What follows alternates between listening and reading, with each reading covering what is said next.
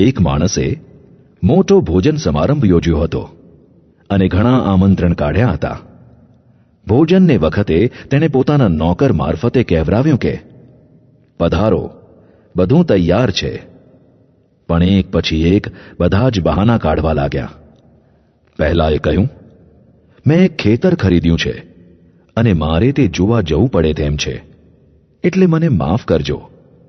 બીજાએ કહ્યું, મેં 5 જોડ બળદ ખરીદ્યા છે, તેને નાણી જોવા જાઉં છું, એટલે મને માફ કરજો. વળી બીજા એકે કહ્યું, હમણાં જ મારા લગ્ન થયા છે, એટલે આવી શકું તેમ નથી. નોકરે પાછા આવી બધી વાત શેઠને કહી.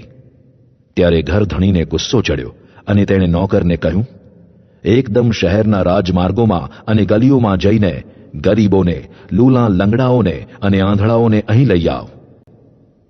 નોકરે કહ્યું, સાહેબ, તમારી આજ્ઞા પ્રમાણે કર્યું છે, છતાં હજી જગા ખાલી રહે છે. ત્યારે શેઠે નોકરને કહ્યું, રસ્તાઓ અને નેડિયામાં જઈને લોકોને ખેંચી લાવ કે જેથી મારું ઘર ભરાઈ જાય. હું તમને કહું છું કે મેં જેમને આમંત્રણ આપેલા છે તેમાંનો એક પણ મારું ભોજન ચાખવા પામવાનો નથી.